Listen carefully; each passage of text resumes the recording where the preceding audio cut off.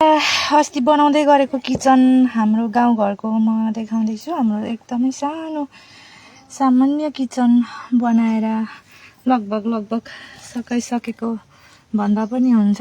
यस्तो छ है मेरो। यो चाहिँ बाहिरको हो, बाहिर। अनि यसो जाँदाखेरि चाहिँ यो चाहिँ अगाडिको हो, अगाडि यस्तो बनाएको छ है।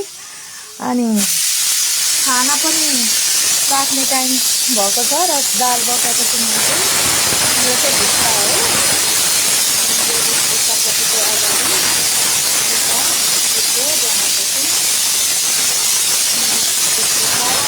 सबैले अब नराम्रो नमानिदिनु होला है। यस्तो बनाएको छौँ। यहाँ चाहिँ अब गाउँघरमा यस्तै छ, यस्तो बनाएको छौँ।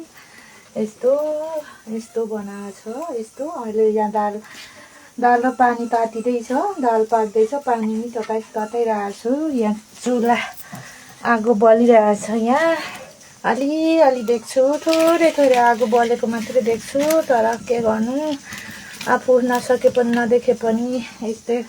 यहाँ पानी तातिँदैछ, यहाँ दाल पाक्दैछ, उयो भित्ता। अनि फेरि यो यस्तो। अनि यो चाहिँ बारको एउटा ढोका बनाएको हो। यो चाहिँ बारको ढोका। अनि यो बाहिर फेरि म निस्किँदैछु। यो चाहिँ हाम्रो घर टहरो हो, सानो एउटा टहरो बनाएर बसेको छु म पनि मेरो बुवा आमासँगै। अनि यो अघि किचनकै यो भित्ता हो। यो किचन यस्तो छ मेरो। अब हजुरहरूले खिसी नगरिदिनु होला, के गर्नु, हुने खाने भए अब राम्रै किचन बनाएर बस्न सकिन्थ्यो होला। यसरी बनाएर बसेको छौँ किचन है। अब घर पनि राम्रो छैन। यस्तो गरेर सानो 2 जना मान्छे मात्रै अट्ने किचन बनाएको। यस्तो के गर्नु, अब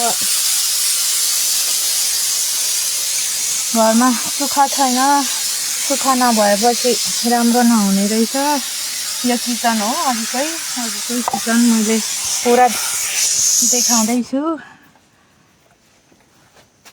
यसरी भित्र जानुपर्छ। हजुरहरूले खिसी नगरिदिनु होला। रिता राईको घर यस्तो छ, के गर्नु। यहाँ फेरि म भित्र आइसकेको छु। अनि यो चाहिँ मम्मीले बुन्नु भएको प्लास्टिकको डालो हो। यो चाहिँ मेरो मम्मीले यसरी बुन्नु भएको छ। डालोमा के राखिराख्नुहुन्छ। यस्तो म राम्रोसँग देखाउन त सक्दिनँ होला। यस्तो छ, खिसी नगरिदिनु होला। यो चाहिँ भुइँ हो, माटोले नै लिपेर बनाएको। यहाँ कुचो छ, देख्नुहुन्न हजुरहरूले चाहिँ देख्नुहुन्छ होला। म राम्रोसँग देखाउन त सक्दिनँ। यस्तो बनाएको छौँ भुइँमा यसरी। यो चाहिँ यसरी चाहिँ हामी, मेरो घर चाहिँ यहाँ छ। घर चाहिँ यसरी बनाएको। यो चाहिँ हाम्रो सबै यहाँ खरहरू परालहरू राखेको छ। यो हाम्रो